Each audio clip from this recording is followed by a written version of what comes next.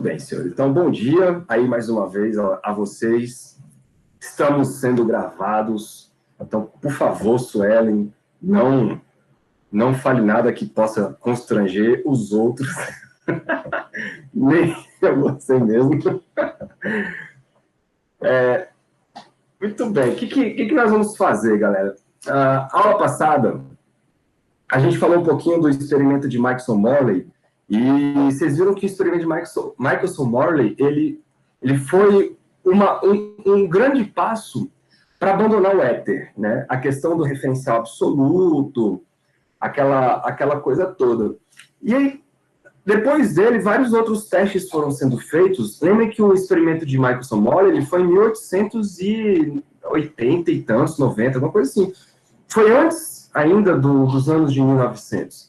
Então, outras tentativas foram feitas no sentido de procurar essa história da velocidade da luz ser relativa a alguma coisa, né? E aí, todos os experimentos que foram feitos colaboravam e corroboravam com a história de que a velocidade da luz, ela parecia ser a mesma para todo mundo. Não interessa se você estava viajando perpendicularmente a um referencial, paralelamente. Cara, os experimentos davam conta de que a velocidade da luz era a mesma para todo mundo.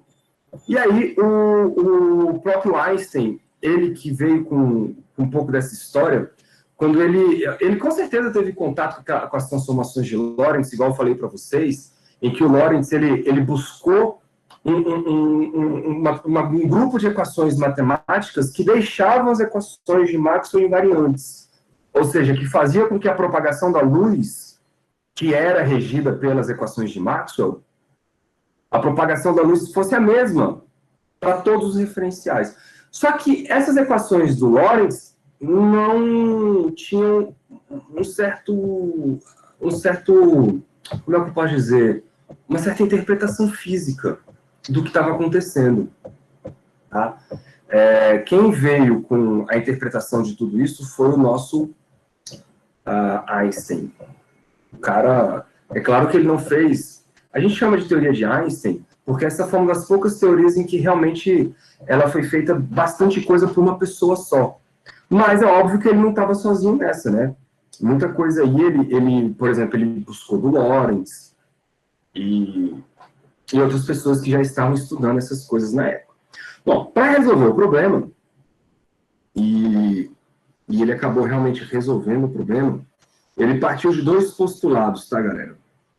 Lembrem que postulados são coisas que você tira da cartola. Você fala assim, ó, é assim.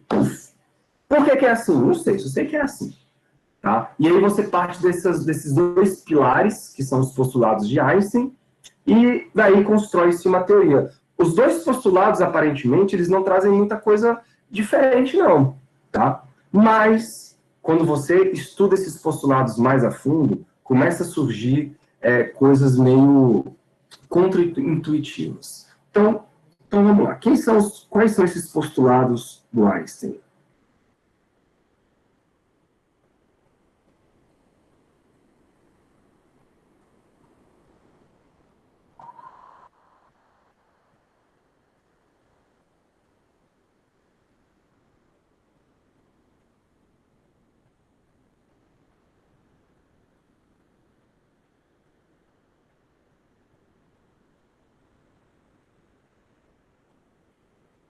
Escorregou. Tá bom.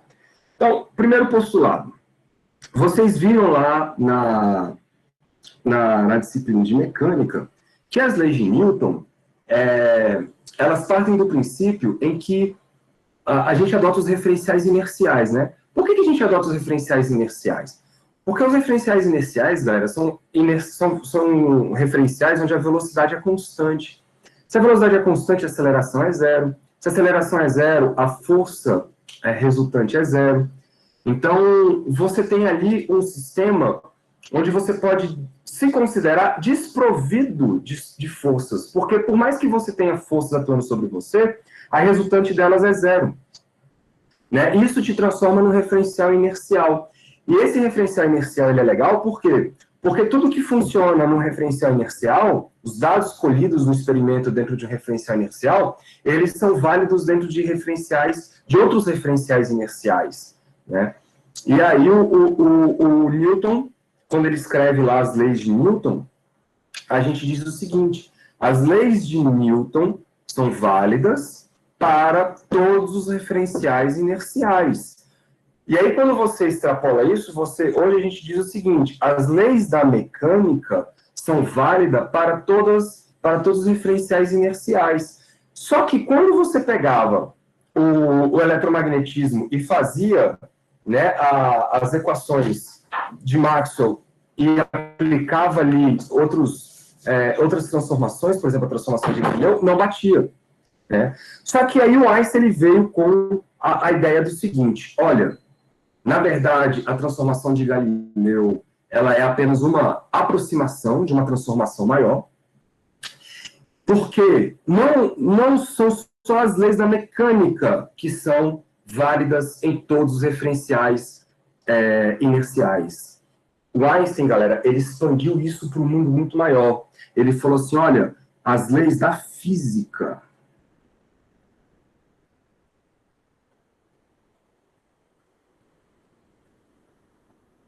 e não só da mecânica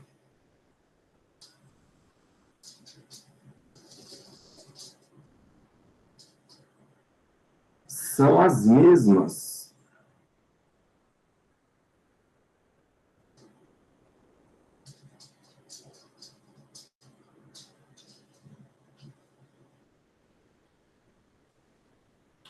para todos os referenciais inerciais.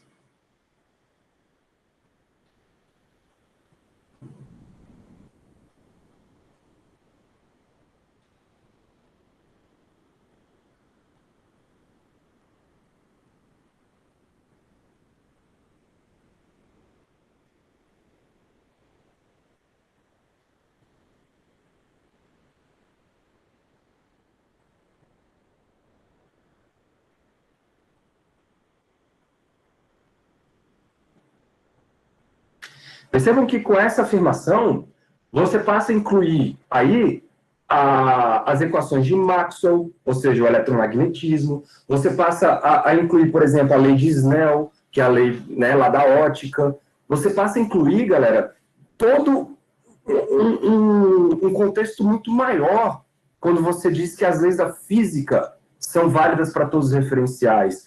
Aquela questão lá que vocês lembram da indução de Faraday, não sei se vocês lembram, mas, por exemplo, quando eu tenho uma carga elétrica viajando, ela produz um campo magnético, né? Ela produz um campo magnético. E vice-versa, se você tiver um campo magnético variando, ele pode colocar cargas elétricas em movimento. Daí que, se você pega um circuito e coloca um ímã, por exemplo, aqui, ó, com polo norte e polo sul, se esse ímã se aproxima da espira, ele gera uma corrente elétrica nessa espira. Não é isso? Só que é tudo uma questão de referencial. O movimento é uma questão de referencial. Então, se eu deixar o ímã parado e aproximar a espira, será que vai dar o mesmo efeito?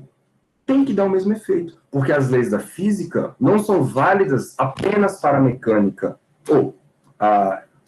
As leis da física elas são válidas também para o eletromagnetismo e assim por diante. Então, essa questão de relatividade, ela tem que abranger tudo, não só a mecânica. Tá bom? E o segundo postulado é o seguinte. O segundo postulado a gente pode escrever ele assim, ó, a velocidade da luz, porque isso era uma coisa que estava sendo repetida experimento após experimento, tá, galera?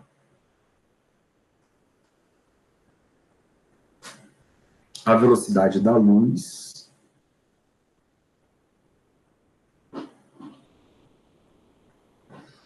no vácuo, tá? Vou botar aqui. Porque quando a gente sabe que quando a luz ela passa de um meio material para outro, ela muda de velocidade, né? Que é o que a gente chama de refração. Então a gente estabelece aqui o vácuo que é para não ter esse tipo de confusão. Então, a velocidade da luz no vácuo é a mesma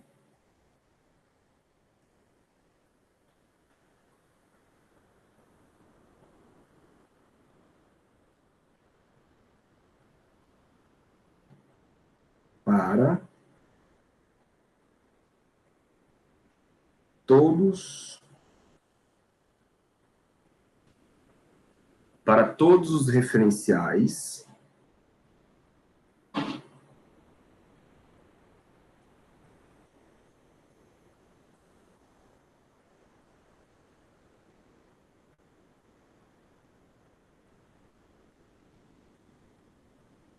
inerciais, tá?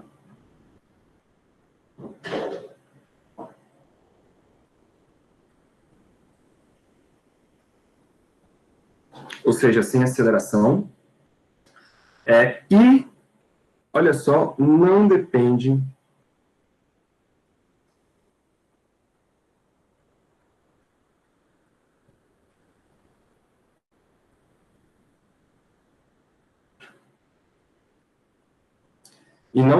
da velocidade da fonte.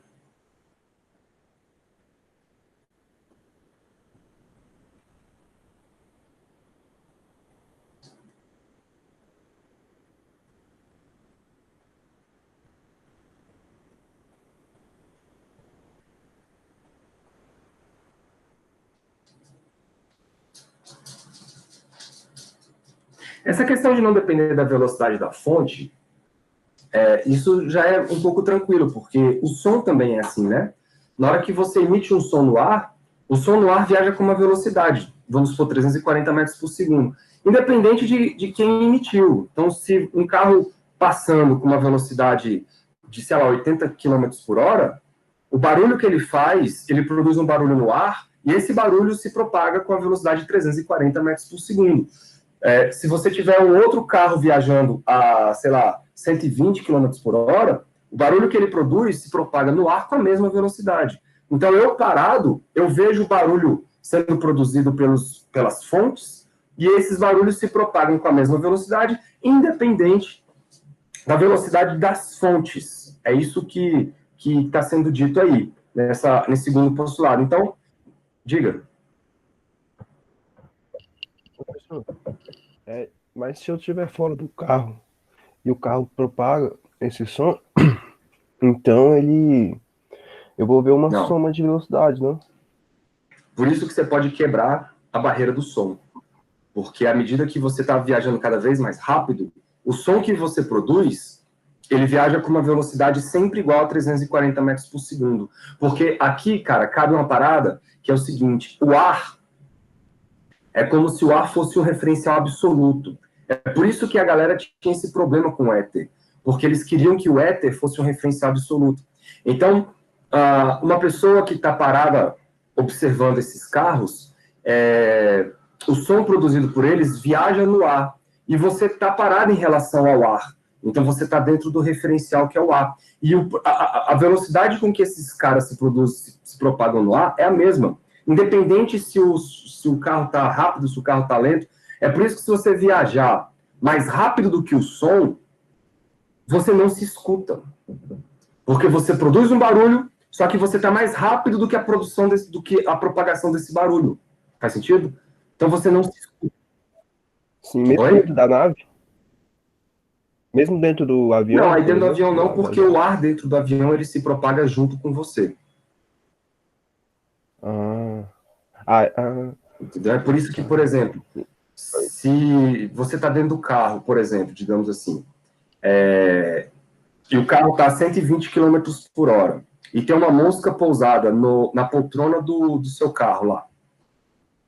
Se essa mosca começar a voar, por que ela não é jogada para trás? Porque a massa de ar que está dentro do seu carro também viaja junto com o seu carro. Então, é um sistema fechado andando junto, né? Se você tivesse sem ser um sistema fechado, aí você vai sentir o ar passando por você. E aí, nesse caso, é que você, por exemplo, se você viajasse a velocidade mais rápido que o som, você não se escutaria. mas, Legal, né? é estranho, parece até contraintuitivo, porque Eu tô na nave, assim, né? E aí eu vou, por exemplo, soltar uma onda sonora. E só que esse carro já tá, por exemplo, a 200 quilômetros por hora. Eu pensei que poderia economizar, por exemplo, sobrar 140 para os dois, para somar os dois, entendeu? Pois é. O lance é que a velocidade no ar depende somente da temperatura do ar. Entendi, valeu. Então, é mais rápido ou mais lento dependendo da temperatura. O que vai mudar para os referenciais aí é a frequência, que é o que a gente chama de efeito Doppler. Por isso que a Uhum, frequência aparente ela depende da velocidade do som no ar. Mas uhum, é porque a velocidade do som no ar é como se fosse um referencial absoluto ali para todo mundo que está no ar. massa. Tudo bem? Deixa eu pegar uma figurinha aqui, ó. Que, olha que legal isso aqui. Imaginem duas situações.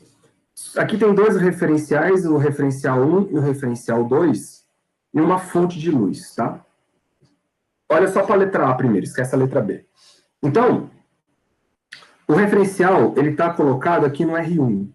Então, é como se você tivesse no R1, no referencial R1. Você está em repouso em relação à fonte, beleza? Você está em repouso em relação à fonte.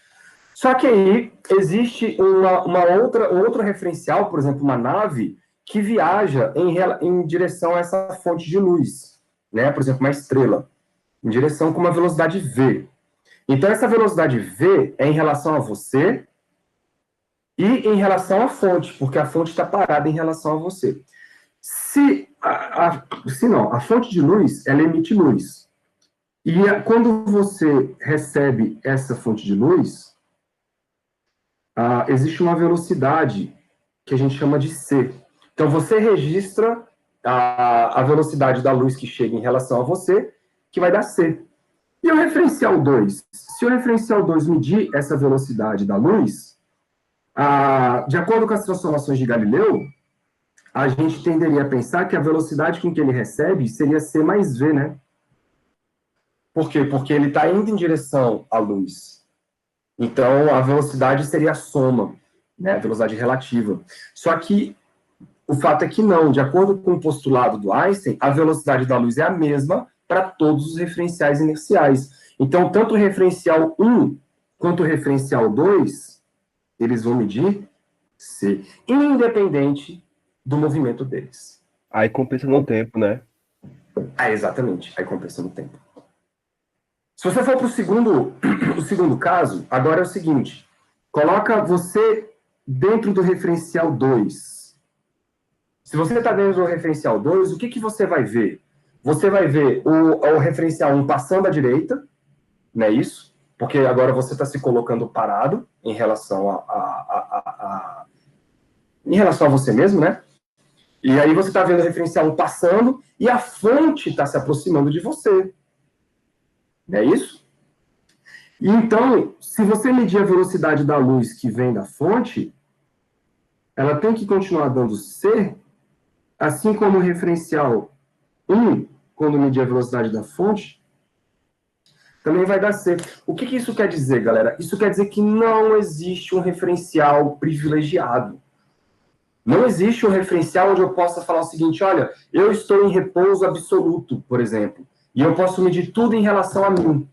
Não existe esse referencial. Sempre você pode tomar um referencial no qual outros estão em movimento, ou você está parado em relação a alguma coisa, ou alguma coisa está parada em relação a você. Tá bom? Ou está em movimento em relação a você. Então, não existe um referencial absoluto. É isso que a gente pode pensar desses postulados. E a velocidade da luz é a mesma para todo mundo. Tá bom? E aí é o que o Thales falou. Para compensar isso, nós vamos ter que ter mudanças aí nos intervalos de tempo. E é isso que nós vamos ver. Então, quais são as consequências desses postulados? Então, bora lá. Deixa eu. Eu vou até pular de colocar um espaço aqui, porque vou precisar.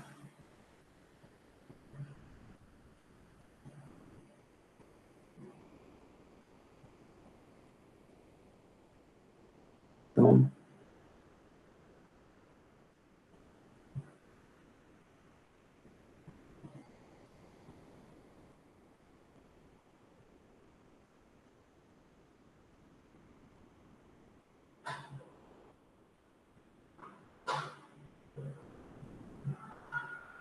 consequências. A primeira consequência, galera, é um problema que até então não era problema.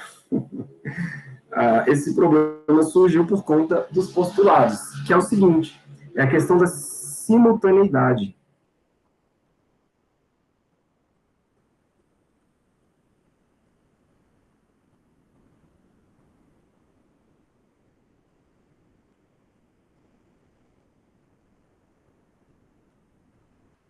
O que é simultaneidade? Quando você fala em eventos simultâneos, quer dizer que esses dois eventos eles aconteceram no mesmo instante para você, né? E de acordo com as ideias de Newton, de Galileu, se o evento era simultâneo para um determinado referencial, para um determinado observador, esse evento também tinha que ser simultâneo para todos os outros referenciais, né? Só que de acordo com as nossas relatividades agora, dos postulados, isso não mais é verdade. Então, eu vou poder escrever o seguinte agora, ó. Dois eventos. Entendam como evento qualquer coisa. Tipo, pode ser a queda de um raio, pode ser a colisão de carros, pode ser qualquer coisa, tá, galera? Um evento físico. Então, dois eventos simultâneos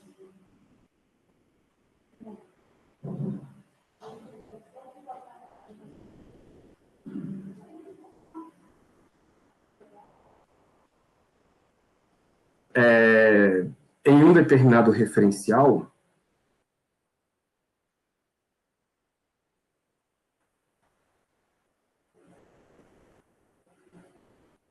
Deixar anotadinho aqui, que depois fica fácil acessarem.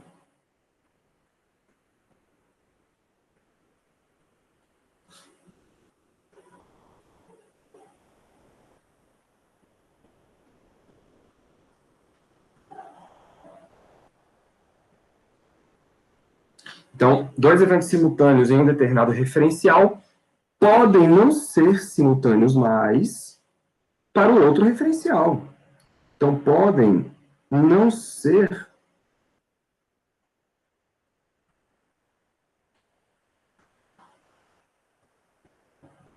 em outro referencial.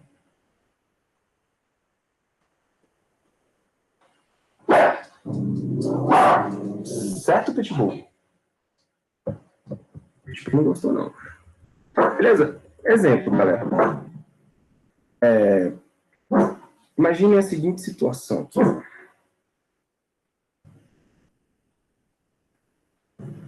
Dá para aparecer mais, hein?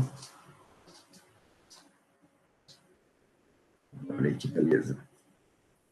Bom, aula digital é isso, cara. Eu não preciso estar fazendo desenho, meus desenhos horrorosos. Eu posso aproveitar o desenho dos outros. Olha só, existem aí dois referenciais, tá, galera? Existe um referencial colocado aqui na plataforma, ou seja, é como se tivesse uma pessoa aqui, tá? Vou colocar a pessoa centralizada aqui no C. E essa pessoa centralizada aí no ponto C, ela tá num referencial que a gente vai chamar de referencial S. Beleza? Enquanto isso, ela tá vendo um trem passar na frente dela, tá bom? E esse trem está se movendo com uma velocidade V, e existe outra, é como se existisse uma outra pessoa dentro da plataforma, ou dentro do trem, desculpa, se movendo dentro do trem e passando a uma velocidade V. Esse referencial eu vou chamar de S'. Então, são dois referenciais distintos. É o referencial S e o referencial S'.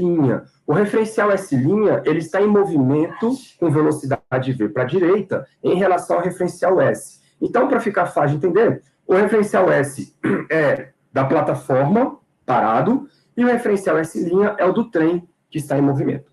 E aí vamos supor que em determinado momento, dois raios, dois relâmpagos, caem nos pontos A e B, tanto da plataforma quanto do trem.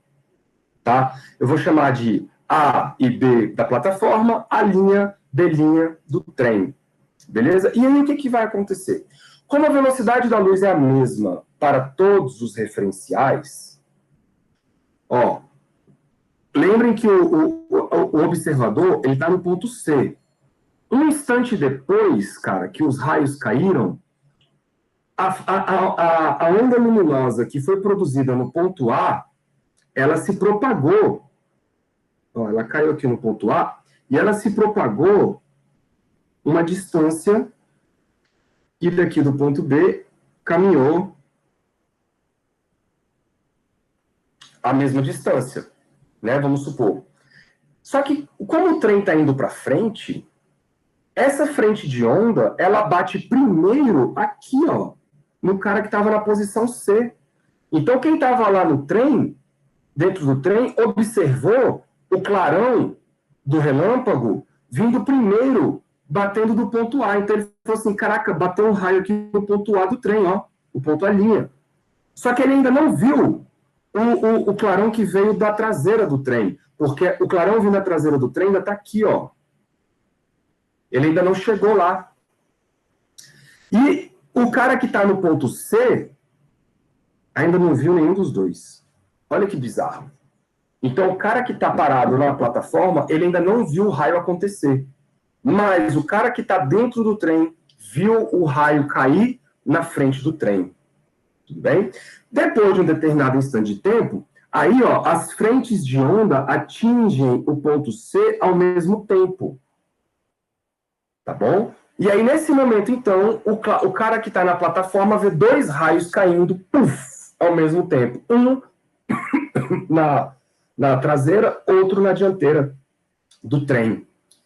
Só que aí as ondas estão se propagando. Elas vão se propagando, e como o ponto C está fugindo, digamos assim, da frente de onda que está vindo, e ele mede essa velocidade é c, a velocidade que ele vai dar é a velocidade da luz, e uma hora essa velocidade vai alcançar ele. Essa onda vai alcançar ele. Aí quando alcança ele nesse ponto aqui, ó, aí sim ele vê o clarão deste raio. Então percebam, o evento, o que é o evento? É a queda dos dois raios. Esses dois eventos, eles são simultâneos para quem estava na plataforma.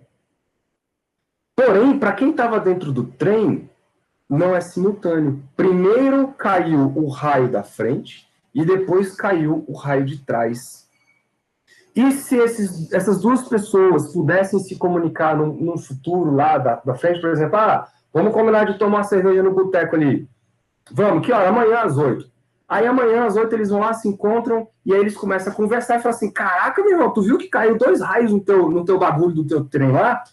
Aí ele vai falar: pô, eu vi, bicho, o cara primeiro caiu lá na frente, depois caiu lá atrás. Aí o outro vai falar: oxe, tu é doido, caiu, foi os dois ao mesmo tempo, velho.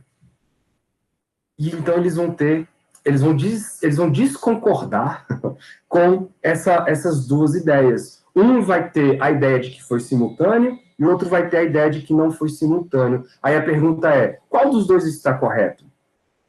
A resposta é: os dois estão corretos. Cada um dentro do seu referencial vai ter uma interpretação diferente dos fatos. Beleza? É a mesma história, galera, de você estar parado e jogar uma pedra para cima e ver essa pedra subir e descer, e outra pessoa em movimento em relação a você vê, na verdade, essa pedra fazendo uma parábola. Tá bom? Vocês não concordam com a trajetória. Aqui é a mesma coisa, vocês não concordam com a simultaneidade. E isso só é possível porque a velocidade da luz é a mesma para todo mundo. Sacou? Olha, um primeiro grande problema que é perturbador, cara. Isso, para a época que foi escrito, foi perturbador. Isso causou uma angústia, uma aflição nas pessoas da época. Eu acredito que até hoje ainda causa em algumas pessoas. Só que aqui vale a pena um comentário, tá? Um comentário do seguinte: para a gente poder falar em relatividade e tal, eu preciso fazer uma espécie de uma malha de medidas. Tá? E para isso eu preciso fazer uma sincronização dos relógios.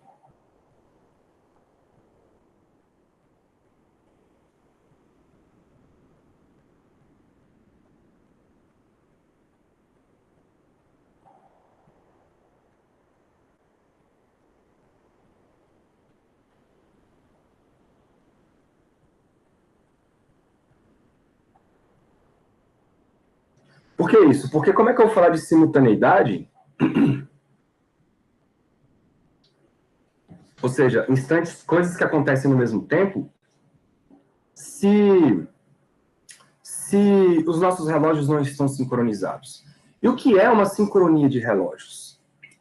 Isso é uma coisa um pouco complicada. Eu vou botar uma figurinha aqui e a gente vai discutir ela, tá?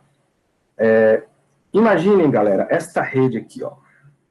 Vou aumentar bastante para a gente poder discutir. A gente escolhe um referencial, um padrão, tipo um relógio de referência, digamos assim. Esse relógio de referência, ele está aqui, ó, nessa posição azulzinha, bem aqui. Aí essa pessoa, ela deixa lá o relógio, por exemplo, zerado. Zerado. E esse relógio está parado. Quando essa pessoa... E aí todos os outros também estão parados, tá? Todos os outros. Isso é uma malha tridimensional. Quando essa pessoa clica, ou seja, ela abre o relógio, como que as outras pessoas vão saber que o relógio foi aberto? Porque lembrem, a velocidade da luz, ela pode ser alta, mas ela não é infinita. Então, existe um tempo para a informação sair daqui e chegar, por exemplo, a quem está do outro lado. Tá, deixa eu tirar essa cor preta aqui, porque senão vocês não vão enxergar nada. Deixa eu botar aqui um vermelho. Então, existe um tempo, por exemplo, para a informação de que esse relógio foi aberto, sair daqui, por exemplo, e chegar aqui, ó. Como é que a pessoa que está lá no outro ponto do sistema, ele vai saber que o relógio foi aberto, né? Então, como é que a gente sincroniza isso? A gente coloca o relógio de referência zerado, e quando esse relógio de referência ele é aberto, ele emite um sinal para todos os lados. Para todos os lados. E aí, assim que a informação chega nesse relógio, por exemplo, aí esse relógio ele é aberto. Assim que a informação chega nesse relógio, esse relógio é aberto. Então, com isso, os relógios, eles medem, a sincronia deles é dada assim. Por quê? Porque enquanto a informação não chegar, galera, o evento não aconteceu. Sacou? Tentem abstrair isso, porque isso é muito importante para vocês entenderem a questão da simultaneidade. Tá? Só é simultâneo se dois relógios sincronizados marcarem dois eventos no mesmo tempo. E isso que eu estou mostrando para vocês aqui é o que a gente chama de estrutura de espaço-tempo. Tá? Então, por exemplo, se eu falar assim, ó, tal evento aconteceu numa posição x igual a 1 metro, y igual a 2 metros, z igual a, sei lá, menos 5 metros, e eu tenho que agora falar um tempo igual a, sei lá, 10 segundos. Tá? Então, eu preciso agora das 4 coordenadas. Posição x, posição y, posição z e tempo. Sem essas 4 coordenadas, eu não consigo posicionar um determinado evento em um determinado sistema de referência. É por isso que a gente chama aí, galera, de 4 dimensões. 3 dimensões espaciais e uma dimensão temporal. Tudo bem? E quando o evento é registrado, ele é registrado de acordo com o relógio daquele referencial. Então, por exemplo, o raio caiu aqui. O raio caiu aqui. Quem está marcando isso é o relógio desta coordenada. Tá bom? Voltando lá para o nosso treino. É como se aqui tivesse um relógio, aqui tivesse um relógio, tá bom? Quando o evento aconteceu, esses dois relógios aqui, eles estão sincronizados, no A e no B. Assim como os dois relógios aqui, ó, eles também estão sincronizados. Só que são dois sistemas de referência diferentes. Esses relógios aqui, eles caminham sincronizadamente juntos. Só que eles podem não concordar com o outro referencial, que é o daqui e o daqui. Tá bom, galera?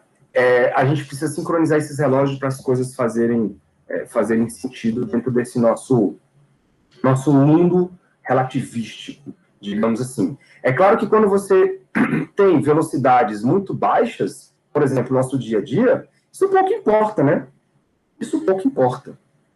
Mas quando você começa a ter velocidades muito grandes, isso começa a importar e começa a trazer consequências pesadas. A segunda consequência é a tal da relatividade dos intervalos de tempo.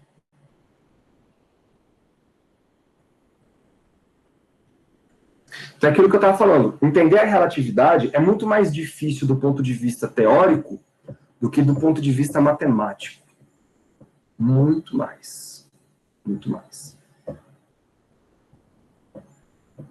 Deixa eu ver aqui, eu acho que alguém fez alguma pergunta.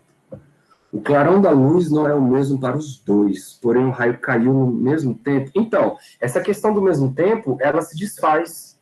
Não existe esse problema de um mesmo tempo. Ela pode ser ao mesmo tempo para quem? Para um referencial ou para outro referencial. Mas os dois podem não concordar com essa ideia de ao mesmo tempo. Sacou, Thales? Esse é que é o problema da simultaneidade. O que é ao mesmo tempo para um referencial pode não ser para um outro referencial. Professor, mas, tipo, ele só não percebeu, mas os dois caíram ao mesmo tempo. Não, Ele esse aqui é cabe o no trem. problema. Não é quem, por que Depois você eu está vi. falando que por que você está falando que caiu ao mesmo tempo? É para considerar o exemplo, entendeu? Não, então, é porque você está no referencial do cara na plataforma. Você se Aham. colocou no cara na plataforma. Sim, mas, por exemplo, o trovão caiu, né? No trem. Vamos supor que os dois caíram no trem ao mesmo tempo, encostou no trem ao mesmo tempo. Em relação a você. Sim, e eu tô no trem também. Só que o clarão vai um clarão vai chegar primeiro que o outro, sim? Em relação a quem? O que tá dentro do trem. Ah, O da o que frente está dentro vai do chegar trem? primeiro que o de trás, né? Não, o que está dentro do trem, ele vai ver os efeitos, inclusive do relâmpago cair em tempos diferentes. Para ele, não é ao mesmo tempo. É isso que você tem Sim. que tomar cuidado. Não, sim, então. Aí ele vai ver o clarão de luz, o que tá na frente primeiro, depois, o clarão de trás depois, né? Aí o Aham, que tá fora vai ver a coisa acontecer ao mesmo tempo. perfeito. Então, mas o trovão caiu ao mesmo tempo, tanto tipo, só na superfície. Não a informação, tipo, depois da superfície. Tipo, caiu. É difícil de falar, professor. Eu sei, eu sei. É Mas porque você está com a ideia de que a informação é uma coisa e o acontecimento é outra. sim. E não é, pô. Então tá. Eu vou refletir mais. Não é. A informação é o acontecimento. Aham. Saquei, Entendeu? saquei. Aham. Então, existem paradoxos, cara. Existem alguns paradoxos muito legais sobre isso. Depois, se você procurar na internet, tem alguns vídeos. Eu vou procurar os vídeos que eu tinha achado uma vez e vou colocar no grupo para vocês darem uma olhada lá. Dos paradoxos da relatividade. Só que todos esses paradoxos eles são resolvíveis dentro dessa teoria. Sim, obrigado, professor, por ser paciente. Aí, de repente, tu vai ficar mais. Não, bicho, isso não é paciência, não, cara. É porque isso dá nó mesmo. Não se preocupa, não. É normal, velho. Isso aqui é contra-intuitivo. Porque nós não enxergamos isso no nosso dia a dia. Nós não vemos esse comportamento no nosso dia a dia. Sim. Entendeu? Então é normal dar nó. E dá nó mesmo, cara. Isso dá nó em muita gente. Não se preocupa com isso, não. Beleza. Beleza? Vamos lá. Eu vou procurar os vídeos e vou te repassar. Vou repassar para o grupo de vocês depois. Então, o outro problema aqui, galera, é o problema da relatividade nos intervalos de tempo, que é aquilo que vocês já estavam adiantando aí, né, para mim. Então, vou escrever aqui, ó. Relatividade.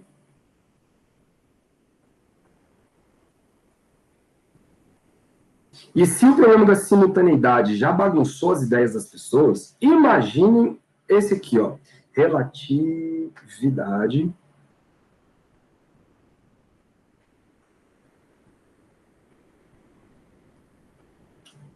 nos intervalos de tempo.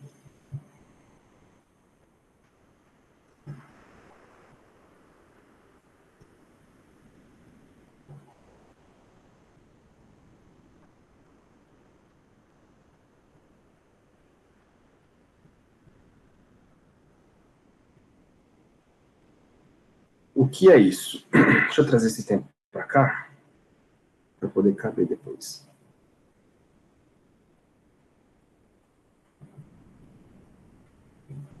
Isso quer dizer que agora a gente vai quebrar o paradigma de que o tempo se passa igual para todo mundo.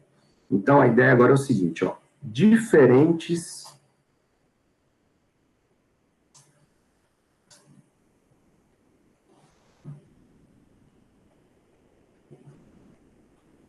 referenciais, todos inerciais, tá, galera? E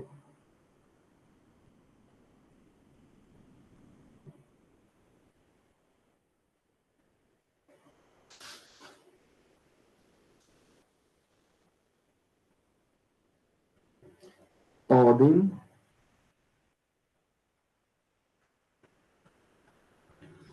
não concordar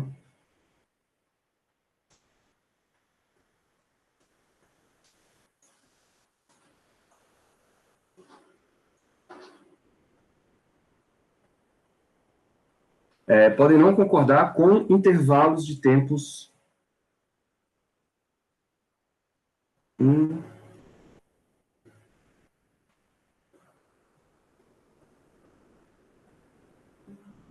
intervalos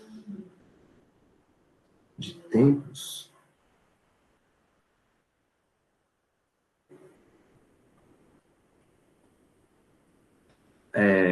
intervalos de tempos não, vou botar assim no singular, intervalos de tempo medidos para os mesmos eventos.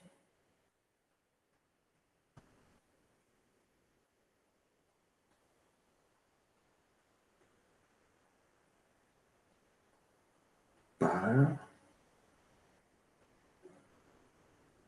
mesmo, os mesmos, né? Porque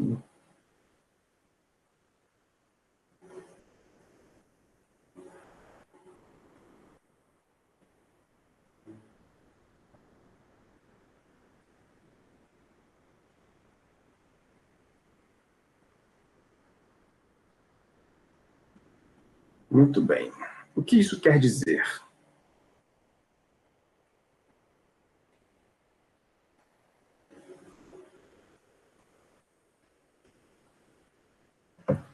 Deixa eu pegar uma figurinha de novo. Qual que é que eu quero? Acho que é essa aqui.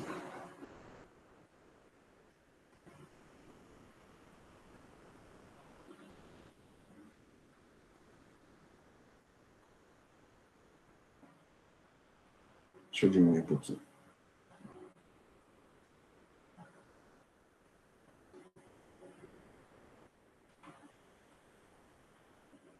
Ótimo.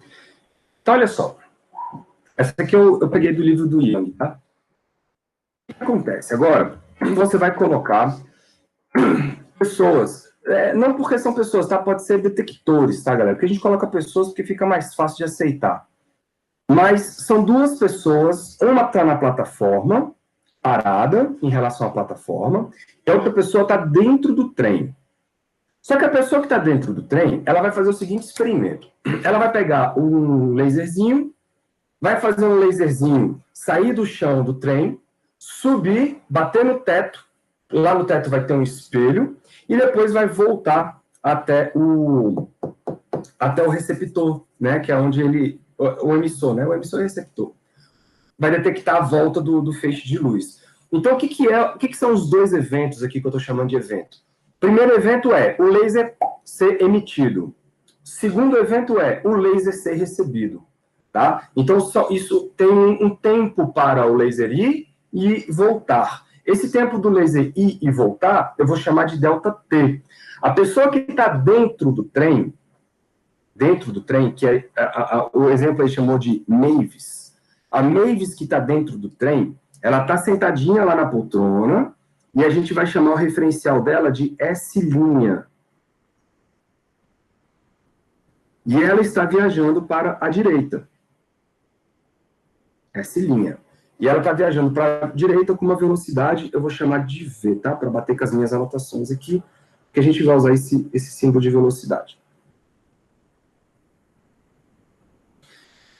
Só que ela está no referencial dela, né? Bonitinha. As poltronas estão paradas em relação a ela. O detector está parado em relação a ela. E ela, dentro do referencial dela, ela está dentro de um espaço-tempo relativo a ela.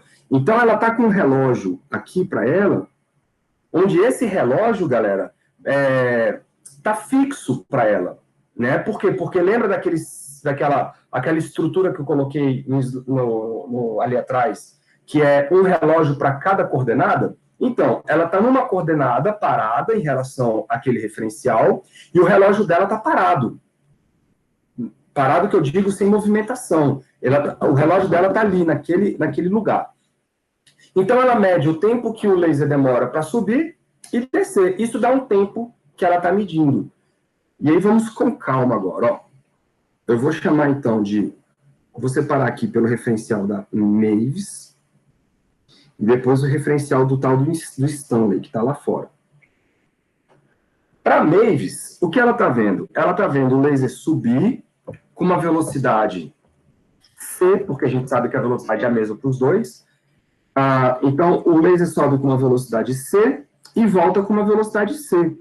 E a gente sabe que velocidade é ΔS sobre ΔT, né? É a distância dividido pelo tempo. Então, o laser ele leva uma distância D para subir e D para descer. Então, a distância total é 2D. Dividido pelo tempo. Vamos chamar o intervalo de tempo medido pela Mavis de ΔT0. Tá bom? Então, Mavis, no reloginho dela, onde ela usou o mesmo relógio para medir o tempo de emissão e recepção, vou chamar de ΔT0. E esse ΔT0, quer dizer, esse D, a gente pode isolar ele e escrever assim, ó.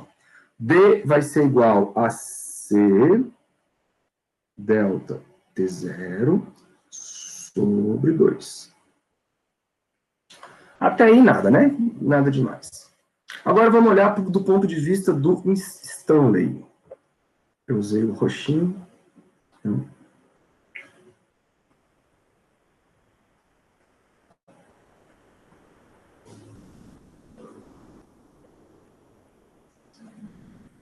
O Stanley está parado.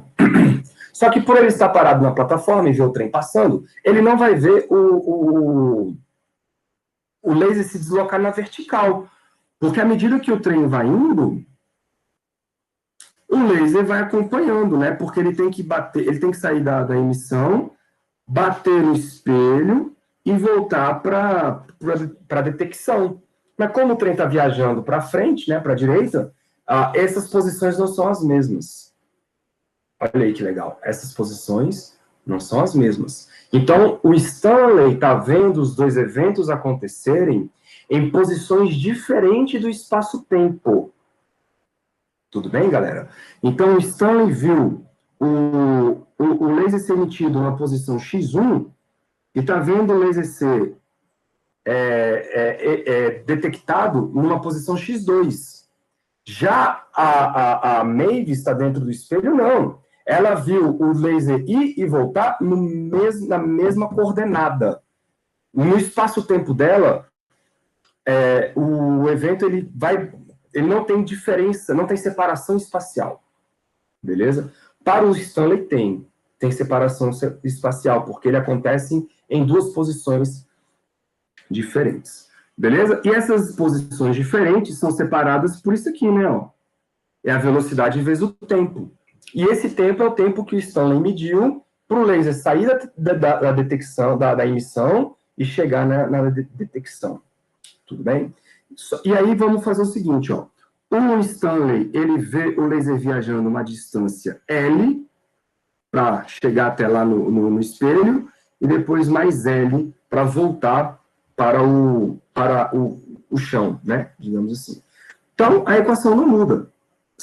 C é a distância dividido pelo tempo, só que agora a distância é 2L. L para ir, L para voltar, tudo dividido pelo tempo. E aí é que vai ter a magia do negócio. Por quê? Se a velocidade da luz é a mesma para os dois, e a distância medida pela Mavis é diferente da distância medida pelo Stanley, isso só quer dizer uma coisa: o tempo não pode ser o mesmo. Beleza? O tempo não pode ser o mesmo. O tempo que o Stanley mediu tem que ser diferente do tempo que a Mavis mediu. Isso por quê? Porque a velocidade da luz é a mesma para os dois, de acordo com o postulado de Einstein. Então, isso é uma das consequências do nosso postulado da relatividade. Muito bem, galera. Então, agora eu vou isolar o L. Esse L, ele vai ser igual a C delta T, o delta T é o do Stanley, dividido por 2. Tá. Como é que eu misturo, então, as duas coisas? Eu vou pegar aqui, ó. Deixa eu apagar esse tanto de rabisco que eu fiz. Vou pegar esse triângulo do Stanley, que ele está vendo, e vou fazer um outro triângulo aqui. Cadê? Aqui, triângulo. Deixa eu diminuir um pouco essa.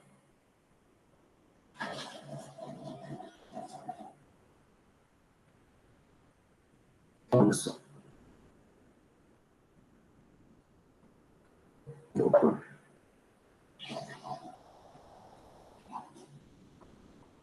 Vou pegar esse triângulo do Stanley e vou dividir ele em 2 pedacinhos. De maneira que a hipotenusa vale L. Esta altura aqui, ó, é a altura D, medida pela Mavis. E o outro cateto, isso aqui é um D. E o outro cateto, galera, vai ser a metade dessa distância, né? Metade dessa distância quer dizer que vai ser V delta T sobre 2. Todo mundo de acordo? Vamos aplicar um teoremazinho de Pitágoras aí, em cima desse triângulo. A hipotenusa é L, então fica L ao quadrado, é igual 1 cateto ao quadrado, mais o outro cateto ao quadrado. O outro cateto vai ser V, já vou botar ao quadrado, tá? Delta T ao quadrado, sobre 2 ao quadrado, que vai dar 4.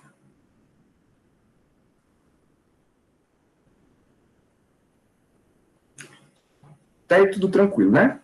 Bora substituir esta equação aqui e essa equação aqui lá no meu teorema de Pitágoras.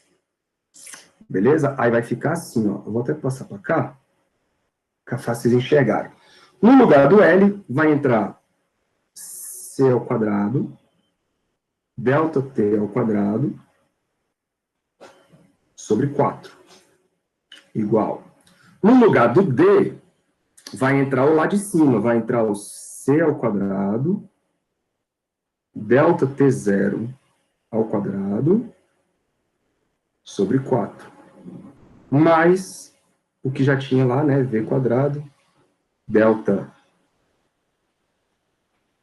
T ao quadrado, sobre 4.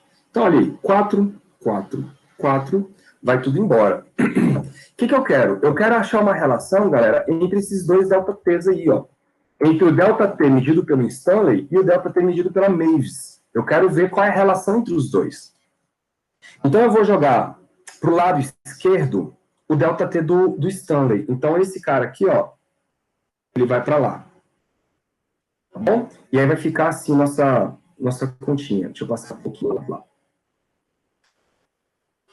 Vai ficar C ao quadrado, né? Delta T ao quadrado, menos V ao quadrado, delta T ao quadrado. Acho que esse tem que estar muito grande.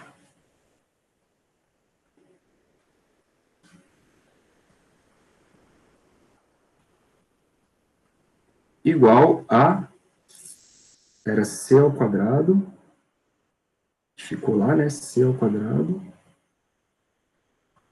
delta T0. É isso? Olha lá, é isso. Passei o V quadrado, delta T quadrado para lá e ficou C, delta T0. Muito bem, vou botar em evidência, então, aqui, o delta T ao quadrado, e vou botar assim, ó, C ao quadrado, delta T ao quadrado. Vou botar em evidência, tá, galera? Na hora que eu colocar em evidência, aqui vai dar 1.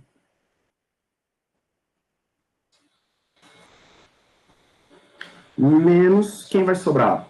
O ΔT foi, né? O ΔT já saiu. Então vai sobrar um V ao quadrado.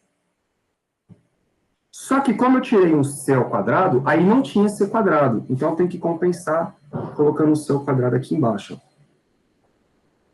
Ok? Se você fizer o produto de volta, você vai ver que vai dar o mesmo resultado. Então aqui vai ficar C ao quadrado, delta T0 ao quadrado. Manda embora o C quadrado. E isola o delta T. Quando você isolar o delta T ao quadrado, vai ficar delta T0 dividido por 1 menos V2 C2. Pronto. Agora a gente tira a raiz. Na hora que eu tirar a raiz, eu vou escrever assim, ó. Delta T é igual. O delta T0 ao quadrado sai da raiz, então fica delta T0. E embaixo, vai ter que aparecer uma raiz aqui, ó. Raiz de 1 menos V quadrado sobre C quadrado. Tudo bem, galera? Aí a gente pode fazer algumas coisinhas aqui, ó. Se eu identificar a razão V sobre C como se fosse um beta, um parâmetro de velocidade, que eu já fiz isso na aula passada, eu posso reescrever isso aqui assim, delta T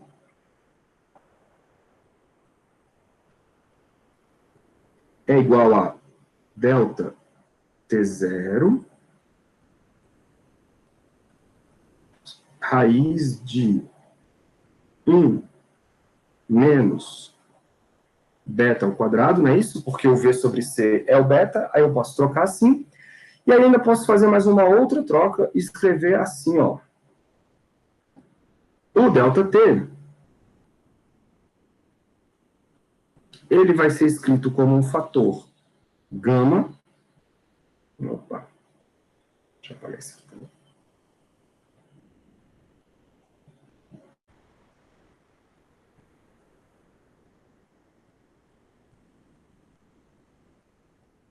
Vezes o delta T0.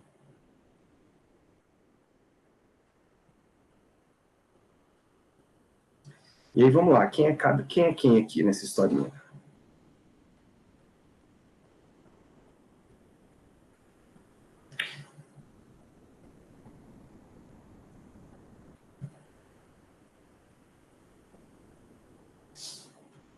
Que eu substituí? Eu substituí o beta por V sobre C. E eu chamei de gama o 1 sobre a raiz de 1 menos beta 2. Né? Foi isso que eu fiz. Quem são esses caras? Esse cara aqui tem um nome, galera. Ele é chamado parâmetro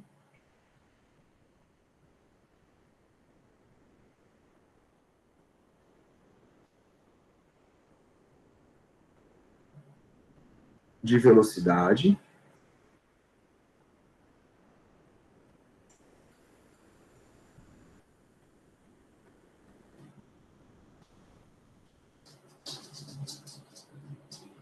E esse cara aqui, olha, ó, quem é ele? Falei muito dele. Ele é o famoso fator de Lorentz.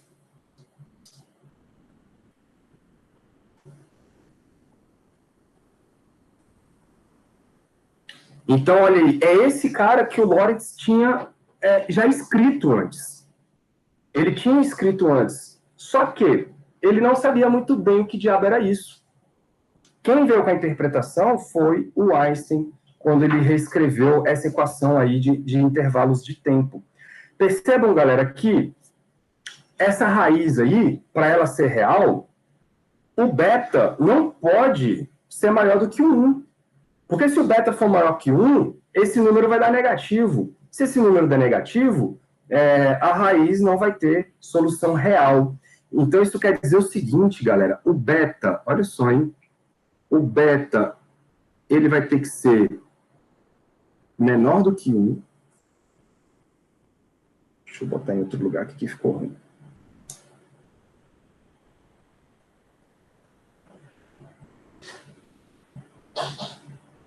O beta tem que ser menor do que 1.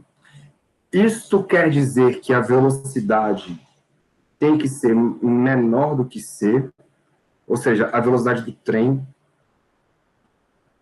tem que ser menor do que c. E isso faz com que o fator de Lorentz seja maior do que 1. Não é isso? Agora pensa, galera, se o fator de Lorentz é maior do que 1, olha para a equação vermelhinha aqui, ó. Se o gama é maior que 1, é porque eu estou multiplicando o número maior do que 1 vezes o delta t0. Isso quer dizer que o intervalo de tempo... Deixa eu botar de outra cor aqui, ó.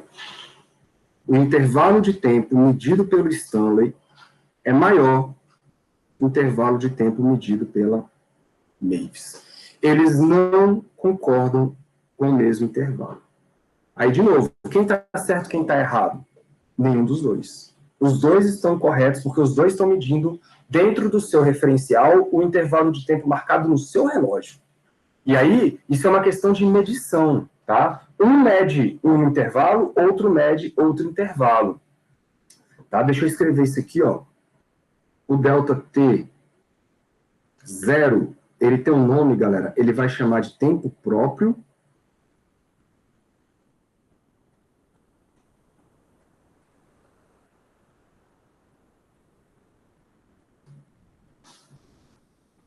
Por que tempo próprio? Porque vocês estão vendo que a Mavis, ela não precisou comparar com dois relógios.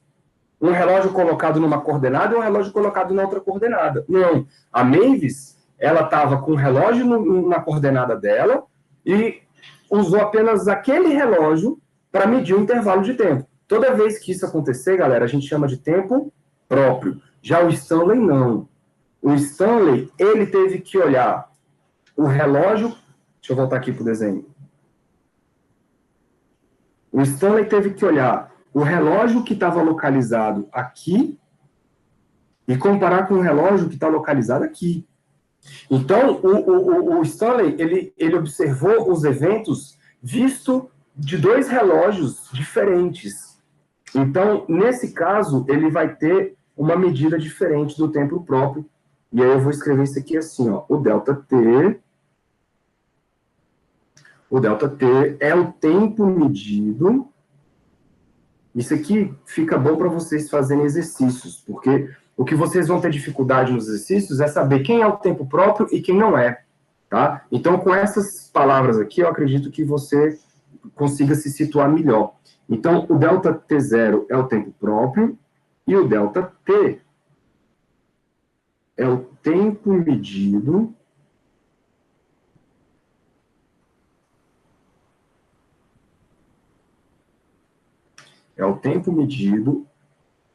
em pontos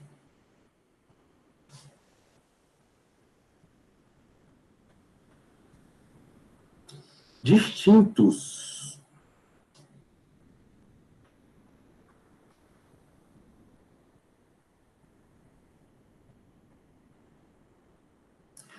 Do espaço-tempo. E o espaço-tempo é aquela malha de relógios que eu coloquei para vocês.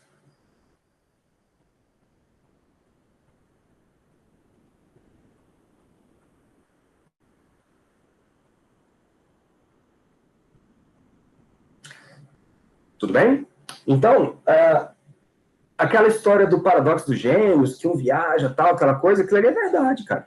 O tempo que passa para uma pessoa é diferente do tempo que passa para outra pessoa. Aí você fala, professor, então quer dizer que um astronauta que viajar e se passar para ele 5 anos, enquanto aqui na Terra você passou, sei lá, 25 anos, então quer dizer que a pessoa envelheceu 20 anos mais rapidamente, quem estava na Terra, e quem estava viajando envelheceu mais lentamente. Só cuidado com essas afirmações, porque, galera, não quer dizer que quem está na espaçonave viajando está com o seu sistema fisiológico funcionando mais lentamente. Não quer dizer que as células ficam mais retardadas, as coisas acontecem mais... Não, cara. O mundo é o mesmo. É tudo igual. A diferença é que a pessoa que está lá, a Mavis que está lá, ela está medindo um tempo. É tudo uma questão de medida. Se ela pegar um pêndulo e soltar e medir quantas oscilações deu, quando ela chegou num determinado ponto, se ela for comparar com a pessoa que não estava com ela, não vai casar. Sacou? Então não é uma questão de biologia, não é nada disso. É uma questão de medida de tempo, de escala temporal, tá bom? Não tem nada a ver com o tempo está parando. Não, cara, é uma questão de medida. Você mede o seu tempo, eu meço o meu. O meu organismo está funcionando como sempre funcionou, só que eu estou medindo um tempo, você está medindo o outro. É isto que deu confusão na cabeça das pessoas. A mesma coisa acontece quando você fala de relatividade dos comprimentos. Acho que dá tempo de falar rapidinho aqui. Deixa eu ver se vocês têm alguma pergunta.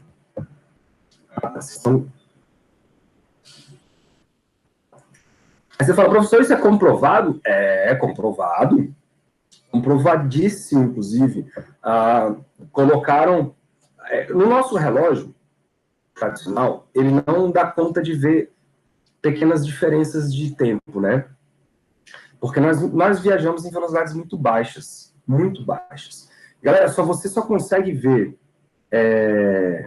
efeitos relativísticos se você tiver corpos que viajam a uma velocidade de pelo menos 10% da velocidade da luz. Aí começam a surgir os efeitos relativísticos, tá? Medidos assim de maneira clara. Só que, cara, pensa, a velocidade da luz é 300 mil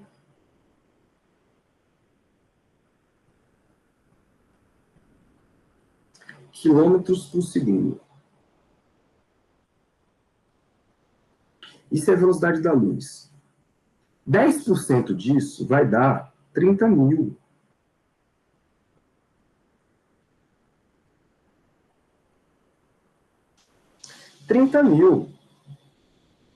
Quilômetros por segundo. A gente ainda acha a velocidade do som extremamente grande para movimentos na Terra. E o som, ele tem uma velocidade de apenas 340 metros. Não são quilômetros por segundo. Sacou? Então, mesmo que a gente não vai conseguir ver efeitos relativísticos nem tão cedo, cara. Porque a gente precisa trabalhar com objetos que viajam a pelo menos 30 mil quilômetros por segundo. E isso é uma velocidade absurda para a gente. Tá bom? É por isso que no nosso dia a dia nós não temos isso. E aí faz muito sentido, cara. Porque olha só. Pega o limite, galera, quando a velocidade... Vou botar assim, ó. Observação. Se a velocidade com que o bichinho se move for muito pequena comparado à da luz, que é o nosso caso, o que vai acontecer? Olha só, se a velocidade v for muito pequena comparado com c, esse fator beta, ele vira zero. Então, beta, ele tende a zero. Se o beta tende a zero, galera, o gama tende a quanto? Olha lá, se o beta é zero, raiz de 1 menos 0 é raiz de 1. E a raiz de 1 é 1. 1 dividido por 1 vai dar 1. Então, o gama tende a 1. Consequência, o tempo medido por Mavis coincide com o tempo medido por Stanley.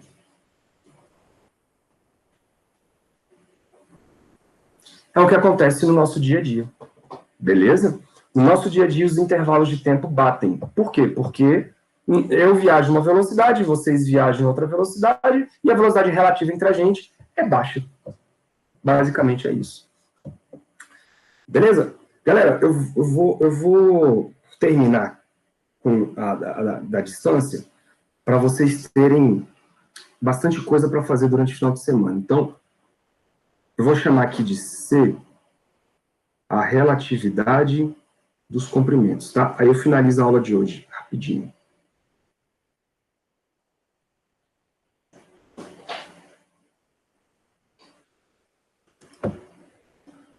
Dois minutinhos. A relatividade nas distâncias.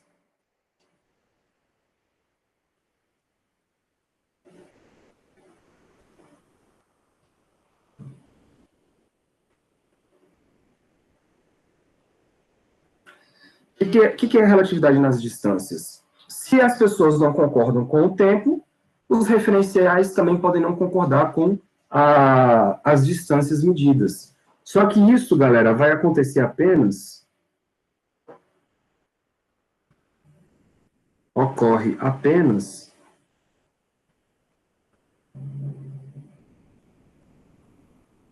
na direção do movimento, tá?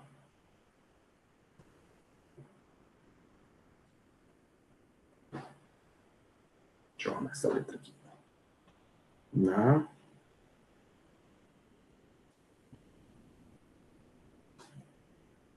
direção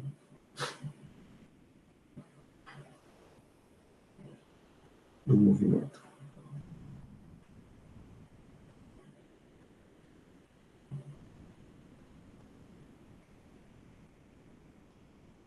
Bom, deixa eu pular para outra coisinha e colocar uma figurinha aqui pra gente. Cadê?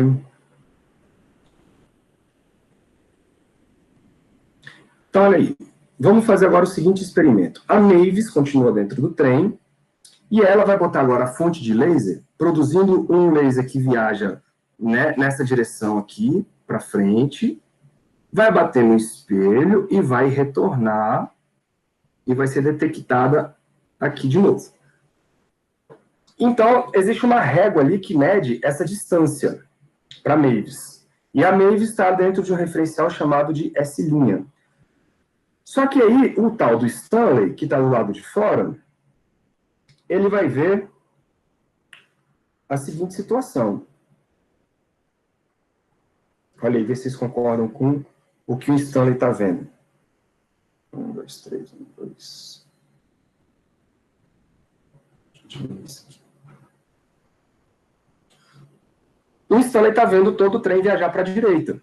Isso quer dizer que quando a luz sai aqui do feixe, o espelho, ele anda para frente. Ele anda uma distância em função do Stanley estar parado e o trem está em movimento. Então, o espelho, ele anda junto com o trem. Isso quer dizer que o espelho, galera, vai andar uma distância que nós vamos chamar de V, tá? Ele chama de U aí, mas nós vamos chamar de V, velocidade vezes o tempo. E esse tempo é o tempo que o Stanley registrou para o espelho andar para frente. Aí, claro, o espelho andou para frente, a luz vai bater no espelho e depois ela vai voltar. Né? Só que quando ela volta num tempo menor, porque a fonte o detector está se aproximando, né? Porque agora a luz está voltando. Então vai registrar um outro tempo para medir. Vamos montar as duas coisas igual a gente fez rapidinho, ó. A Mavis ficou fácil, né?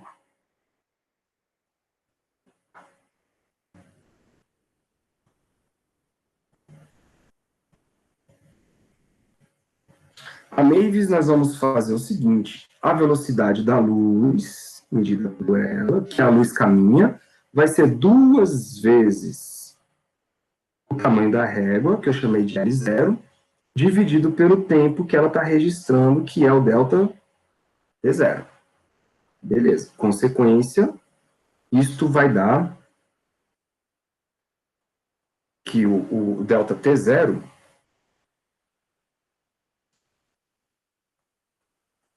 vai ser igual a 2 vezes L0, que é o comprimento da régua, dividido por C.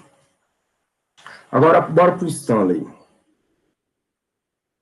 O Stanley tem um problema, porque ele vai ter que fazer a medida da ida e da volta, né?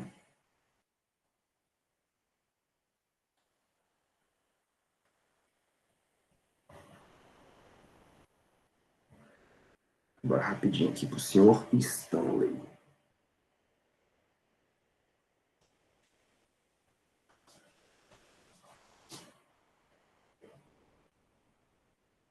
Então, primeiro, o Stanley, a gente tem que pensar na ida.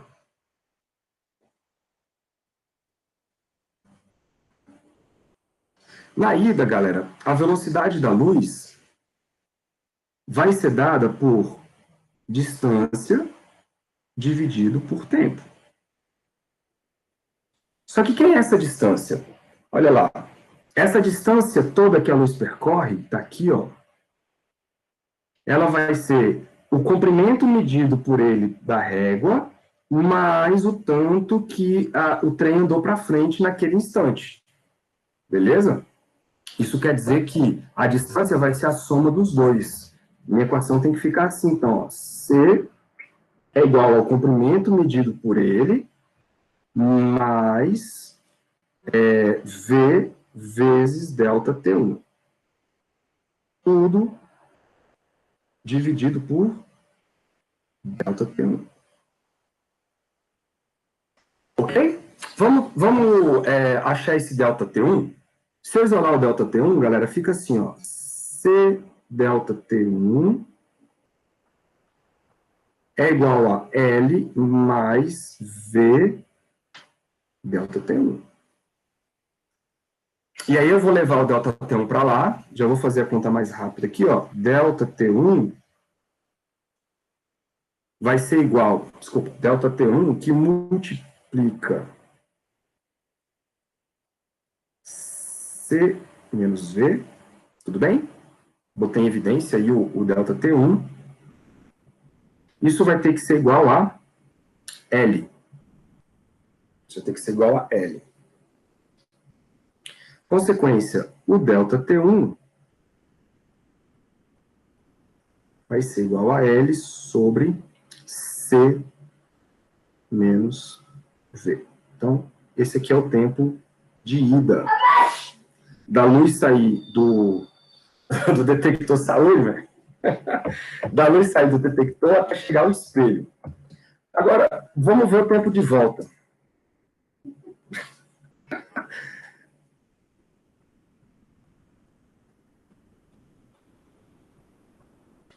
Vê se vocês concordam, galera. Para a volta, vai acontecer a mesma coisa, só que como o laser está voltando, a distância vai ser encurtada, né? Porque o detector está chegando perto do laser. Então o tempo vai ser mais curto. O que vai mudar aqui vai ser o seguinte, ó. C, deixa eu botar a mesma cor. C vai ser igual a distância agora que vai ser o L da régua, menos a distância que o trem andou, só que agora eu vou ter um delta T2 dividido por delta T2. Certo? Se você fizer aí a mesma matemática que a gente fez, o delta T2, galera, só vai mudar o sentido da velocidade, tá? Então vai ficar L sobre C mais V. Esse é o delta T2.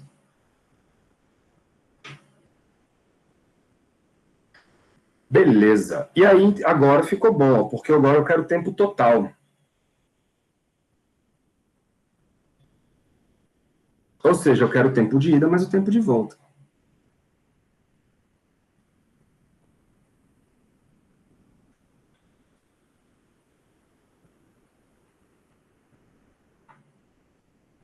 E aí eu vou escrever ele assim. Deixa eu botar ele de outra cor. Pode ser verdinho.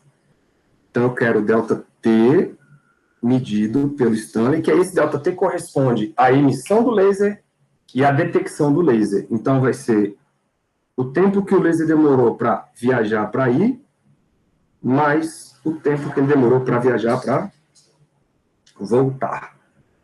Bom, isso vai dar ΔT é igual. Aqui ficou L sobre C menos V, e aqui ficou L sobre C mais V. Beleza? Fazendo essa conta, eu vou ter que tirar o MMC aí do sistema. E aí eu vou multiplicar C menos V com C mais V. Bom, galera, dividir essa fração aí, esse denominador por C menos V, vai sobrar o C mais V, não é isso? Então, L que multiplica C mais V. A gente fez uma conta parecida com essa na aula passada. Aqui vai dar L, C menos V.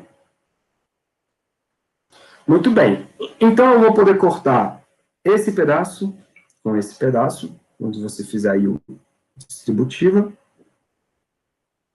E aí nós vamos ficar com 2L vezes C, certo? Dividido por, aí aqui embaixo vai ficar quadrado do primeiro, menos o quadrado do segundo, que eu estou multiplicando A mais B vezes A menos B. E aí agora a gente vai misturar as equações que nós já temos. A primeira equação que nós vamos misturar aí é trocar o ΔT, eu vou botar de outra cor aqui, ó. O ΔT, que é o tempo medido pelo Stanley, ele se relaciona pelo tempo da Mavis assim, né? ΔT zero. Tudo bem para todo mundo? Antes disso, calma aí. Antes disso, bora botar o C em evidência, para não confundir. Se eu botar o C em evidência, fica assim, ó. 2LC sobre C quadrado, botei em evidência, e aí 1 menos C quadrado, C quadrado. Para forçar o aparecimento do fator de Lorentz. Agora sim. Agora eu vou trocar o ΔT por gama ΔT0. Vamos ver. Então aqui ficou gama vezes ΔT0. Isso vai ser igual, ó, cortei um C de baixo com o C lá de cima, ficou 2L sobre C, que multiplica 1 menos V2 sobre C2. Acompanhando aí, galera? Qualquer coisa vocês me dão um grito. Tá acabando. Bom, e aí a gente sabe o seguinte, ó. Deixa eu voltar aqui. A gente sabe que o ΔT0, cadê ele? Ó, o ΔT0 bem aqui, ó. O ΔT0 é 2L0 sobre C. Então, eu vou colocar ele lá. Então, no lugar do ΔT0, eu vou colocar 2L0 sobre C. E aí ficou assim, ó. 2L0 sobre C. E lembra que tinha um gama, galera, aqui? Esse gama, eu vou colocar o significado dele, que é 1 sobre a raiz de 1 menos V quadrado, C quadrado. Tudo isto é igual ao lado direito, que é lá 2L sobre C,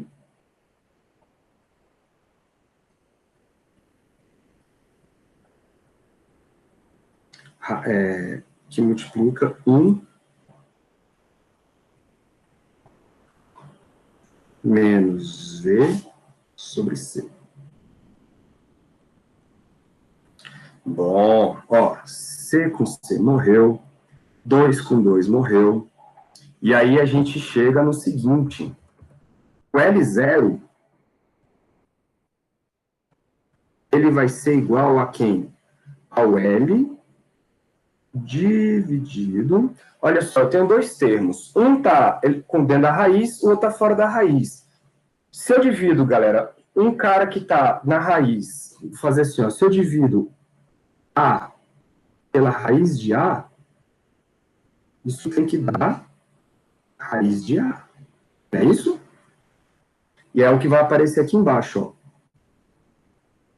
1 menos o tal do beta quadrado, né? Que é o V quadrado sobre C quadrado. Pronto. Isso aí quer dizer, então, que o meu L0, ele vai ser igual a gama vezes L. E quem eu quero? Eu quero L. Então, meu L, ele vai ser igual a L0 sobre gama. Pronto. Então, os dois referenciais não concordam com a medição da distância. O L0, galera, ele vai ser chamado de comprimento próprio, porque ele é o comprimento medido pela Mavis, comprimento próprio.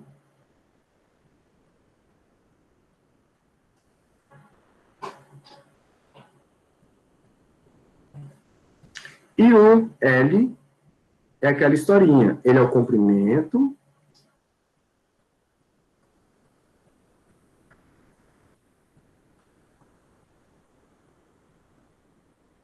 medido.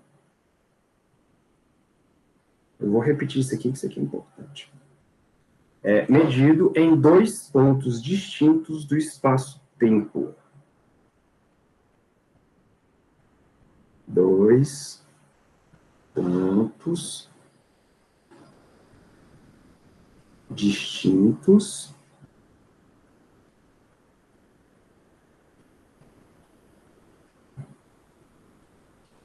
do espaço-tempo.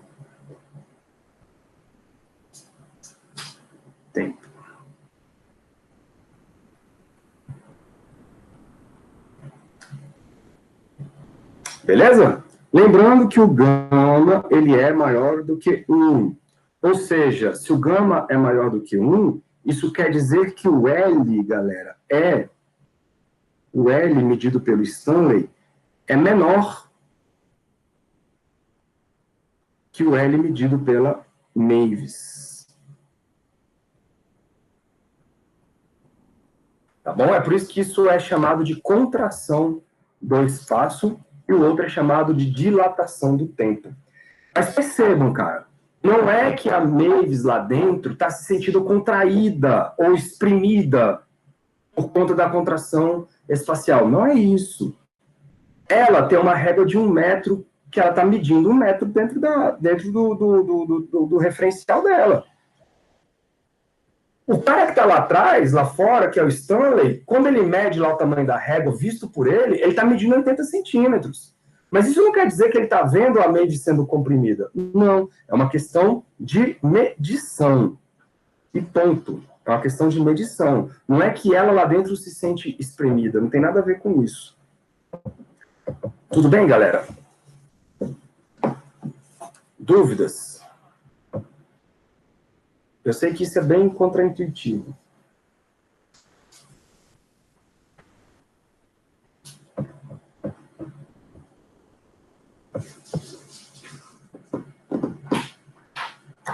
Tá tranquilo aí para vocês?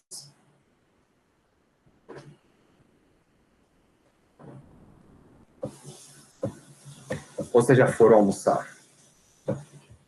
Tá tranquilo, professor. Eu vou parar a gravação aqui, então. Então, pronto. Professor, hoje tá só 3 aqui. Pois é. E se o trem estivesse na velocidade da luz, professor? A luz dentro do interruptor quem tá vendo de fora, ele nunca vai chegar no outro interruptor? Pois é. Se você for pensar numa velocidade do trem tendendo à velocidade da luz, primeiro, você vai ter um problema seríssimo naquela raiz lá do gama, do fator de Lorentz. Porque você vai ter 1 menos algo muito próximo de 1, certo? Certo. Então você vai ter uma raiz de 0, praticamente. Só que essa raiz, ela aparece num denominador, cara. Porque o gama tem um denominador. Então você vai ver o gama explodindo. Uhum. Né? Então você pode imaginar que, como a velocidade do trem é muito grande, é como se é como se o laser nunca chegasse no espelho. Por quê? Porque o tempo ia ser infinito. Por isso que existe a impossibilidade de corpos viajarem na velocidade da luz. Professor, então, tipo, só fazendo uma conjectura aqui, o cara que tá vendo de fora,